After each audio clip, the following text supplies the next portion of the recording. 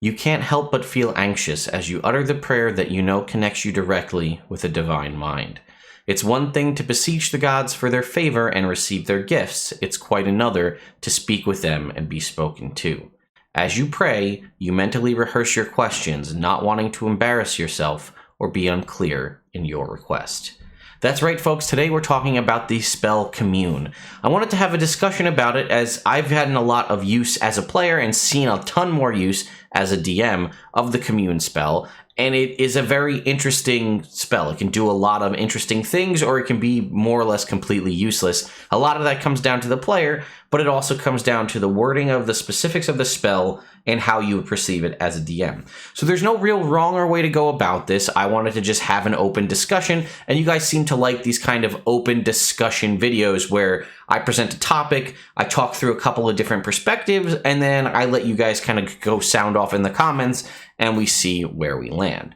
So before we get started, I wanted to talk to you about the sponsor for today's video, Describe. The very colorful intro that I just went through there about what the Commune spell is from Describe. And if you're unfamiliar with Describe, it is an online tool and a toolbox for you as a DM or a player to use for a variety of different things, where they have an entire team of writers with over 2,000 scenes, which is things that, different pieces here, as you can see, places, monsters, spells, or even maps and locations. Coming soon is characters and magic items, and you can see right here over 2,100 scenes. Basically, a team of writers develops immersive box text for you to use in your games that you can pull, and you can see right here, here's a list of all of the recent different things that have been added, and you can see stuff's added constantly here, and you can see there's a bunch of testimonials as well.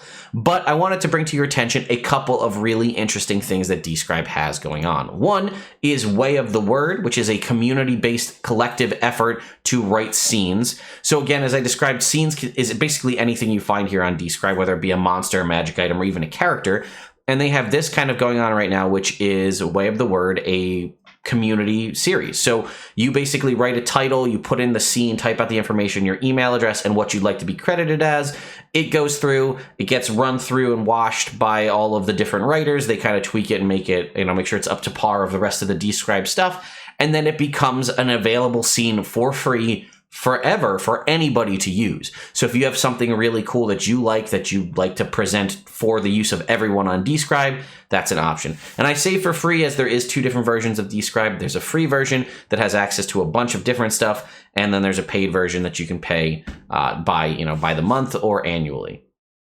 They also have this is what you can click on here, which is just a quick rundown of things you can do to how to get an idea of how to write box text for your games. And then they also have something I wanted to show, which is the option here where you can request your own NPC if you want to put something in here, and they provide you a whole long laundry list of questions. And lastly, I clicked on it here, but they have a giveaway, a massive giveaway going on right now for May, and you can see it's got everything from actual microphones, a Blue Yeti Nano, to a physical set of quill and ink, to $40 on DriveThruRPG, an annual hero membership on Describe, a whole bunch of other stuff. And there's a link in the description, and if you click that and use the code NerdImmersion, you get 10% off your first payment to Describe. So thank you, Describe, for sponsoring this video. Let's talk about Commune. So it is a 5th level spell. Probably one of the most important things to know about it is a ritual spell, and it is primarily available to clerics, right? It does, if you can see here, Oath of Devotion paladins do get it, but again, you don't get 5th level spells as a paladin till level 17. And then same thing for Oath of Glory, and then it's part of the Order domain, but that is already a cleric.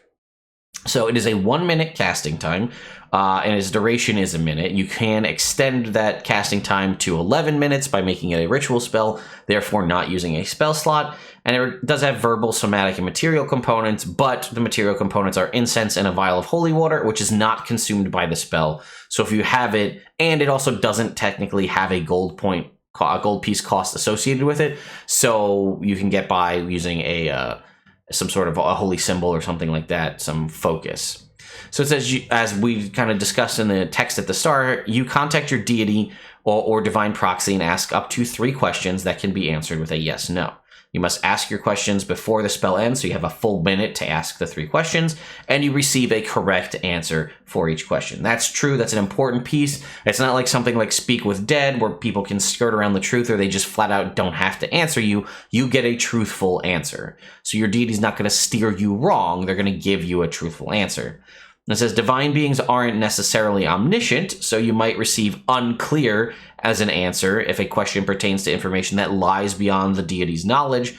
In a case where a one-word answer would be misleading or contrary to the deity's interests, the GM might offer a short phrase as an answer instead. If you cast the spell 2 or more times between finishing your long rest, there is a cumulative 25% chance for each casting after the first that you get no answer. The DM makes this roll in secret. So basically what happens is you can cast it 1 time for free, and then potentially an additional 3 more times if you manage to roll right. It's a percentile chance.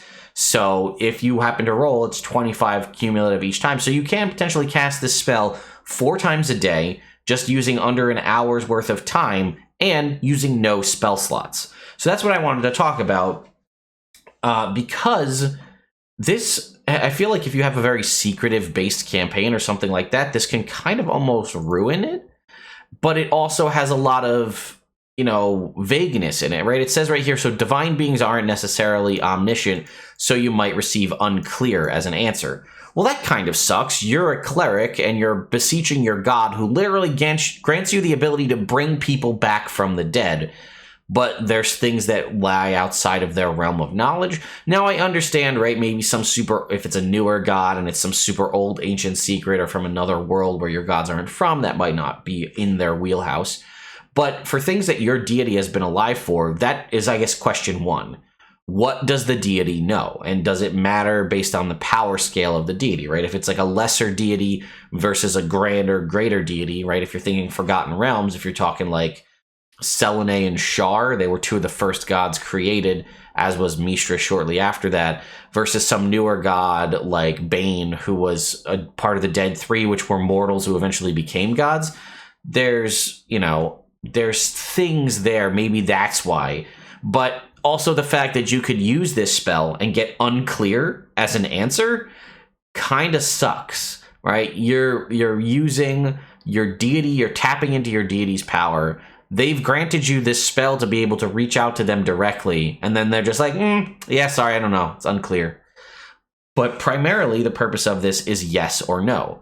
So it's supposed to be a yes or no question, right? That's what you're supposed to screen your questions that you're going to ask your deity and get a yes or no.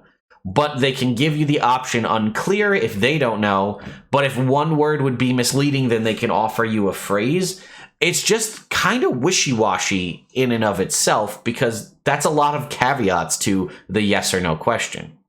The other side of it is, if you have a cleric in the party and they have access to this spell and they can cast it as a ritual, shouldn't you use this to its full extent literally every single day? Because it's per long rest. So as we discussed, you can ask a minimum of 3 questions a day to a maximum of 12 questions a day if you manage to roll in that 25% and have it happen every single time. Which I'll tell you, having had a cleric in a game that I've ran for a very long time, he did more often than not, or it would come up more often than not, where he could ask the 12 questions. And again, should you not use this spell literally every single day and at minimum ask 3 questions? Now, there's role-playing possible parameters to this, and role-playing reasons why you wouldn't want to literally bug your god every day to ask them 3 questions. But mechanically, why wouldn't you? In most campaigns, I would imagine, at some point you're going to come across something you don't know, a plot thread you're unaware of, something that you need more information on. But a lot of that again comes down to what the DM and the deity will answer and how they'll ask it. If you're like, oh my god, we know that Lord Farron is the murderer, you could just be like, hi Mishra, is Lord Farron the murderer that we're searching for? No. All right, guys, it ain't Lord Farron. We got 2 more questions. All right. Is the murderer we're searching for in the city? Yes. Have we met the murderer in the city? Yes. Okay, well, now we've narrowed down our pool significantly. They're in the city, and we've already met them. Well, let's try and see if we can get a few more questions. I'll roll up. Yep, we got 3 more. All right. Is the murderer a human? No. Okay, well, they're not a human. Is the murderer an elf? Yes. All right, well, that narrows the pool significantly. Maybe that leaves you with just one. Is the murderer, Arwen? Yep, it is. Okay, guys, we're going for Arwen. She's the one who committed the murder. We know that. We have it from literal divine power. But then that also comes up, like, if you pursue them and then try to convict them based on the fact that a god told you that they were the murderer, does that stand up in the court that you took them to? You're like, they're the murderer, we know it, my god told me so. I mean, it's kind of a weird scenario, right? Because we know the gods exist, because we know things like clerics exist, but does the local courthouse take divine credence as a reason for convicting someone? I don't know. So this is kind of what I wanted to bring up. Like, is this one of the most powerful spells in the game? Because you can get divine answers for 3 questions to 12 questions a day. But then again, you might get unclear. And that, I think some of that will come down, I feel more often than not, to the way you word the yes or no question. If you ask them something and it's like, do we think going into this vault will help us solve the prophecy? I mean, it might, right? It might help them solve the prophecy, but it also might not. Like, there's things they could learn down there, possibly that's good for them, but they also could get hurt and die while they're down there. So is the answer unclear? You can't say maybe. Technically, maybe's not an option for you. And then do you offer a phrase? And how do you word the phrase? Do you word the phrase to basically say maybe? And say something like, there are things you could find of use down there, but it also might spell your doom. Okay, so basically you just told us unclear / maybe, but in a phrase form. So I don't know. It's just, again, I've played in games where I've had clerics in the party, and they've never used Commune once, ever, at all. And in my mind, if you have this, when is there not a time in your life that you have 3 questions that you want to have answered completely yes or no? I'm pretty sure you and I in our real world life have been in this scenario multiple times where we're like, man, I really would like to know an answer to this particular question. I wish I could beseech a divine being to give me that. I don't know. You could ask, again, vague questions like, is today's workday gonna suck? Well, that's unclear, right? Because some of that might not be preordained. Things might happen during the day that make it suck. But hey, I want to know if my boss is going to call out sick today. Maybe your divine being, hey, is my boss calling out sick today? Yes. Well, okay, it's going to be an easy day. My boss isn't going to be there. But then you could start getting into like, should I buy this new magic item? I don't know. I mean, that's technically a yes or no question. Yes, you should buy it. No, you shouldn't. Or like, unclear. Do I have the divine prescience to know, like, in the future someone's going to try to murder you for this magic item? Or is it just going to be a purely beneficial thing for you to do now? And then, could you get into weird meta mechanics where you start asking your deity, should I take this feat? Should I prepare this spell today? Hey, Lathander, we're going to go into the Underdark. Do you think I should prepare, protection from poison? Or should I prepare... do you think I should protect from poison? Should I prepare daylight? Start literally metagaming by using your deity. I don't know. I don't know if that happens. I could see it happening. It doesn't seem out of the realm of possibility. But I want to know your thoughts. In the comments, let me know, how does Commune come up in your game? I know there's also the spell Commune with Nature. The specifics and the questions you can ask with Commune with Nature are a little more specific, whereas Commune is pretty much open-ended. Ask me whatever you want. And then again, I'm very, very curious because, like I said, this has almost become like a meme in our campaign because the other 2 characters in the party always ask the cleric, well, why don't you just ask Mistra what Mistra thinks? Go ahead, go ask her. And then it's like, okay, he's gotten to the point now where the cleric doesn't feel comfortable continuing to badger his god daily for at least 3 to 12 questions about just whatever the party has questions about. Now, granted, they are trying to solve a prophecy and trying to find things and find more information about where to go, but like they're very much like, okay, is the thing we're looking for north of Waterdeep? No, okay. Is it north of Candlekeep? Yes. Okay, well, now we know where between Waterdeep and Candlekeep is the realm we're looking in. And they're like tactically answering these questions to narrow things down and find specific information and places to go.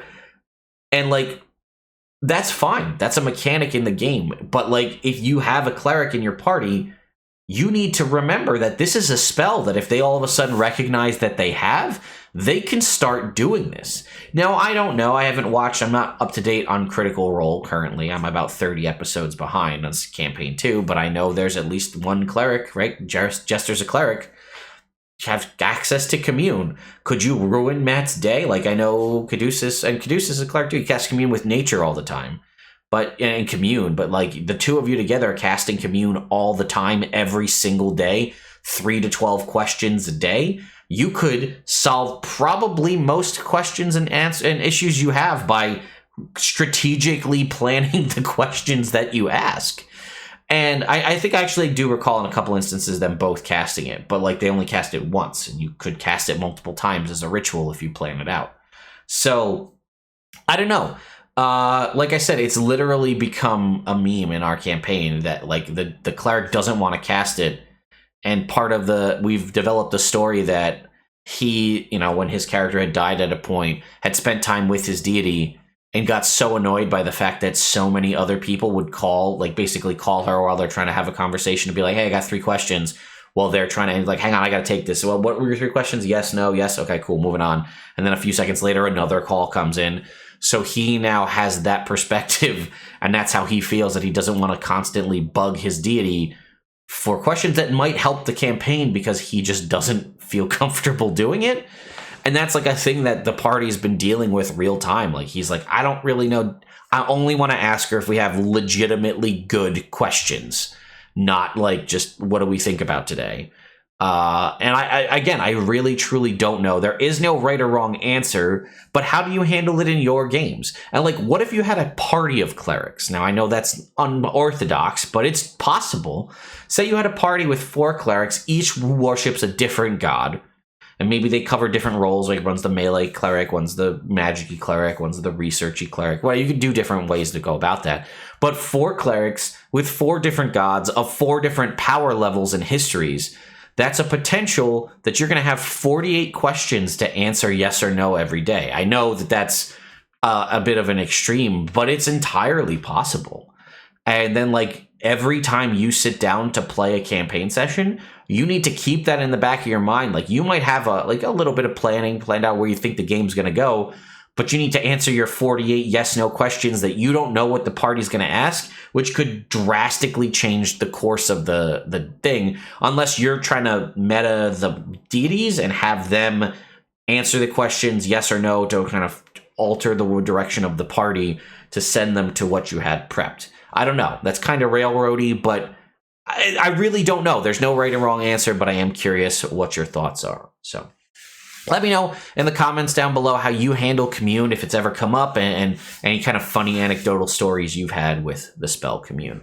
Thank you again to Describe for sponsoring this video. Again, there's a link to go pick up, to head over to Describe to get 10% off your first purchase, and I'll also have separate links for that Way of the Word contest, as well as the sort of May giveaway contest as well. Thank you all so much for watching, and I'll see you next time.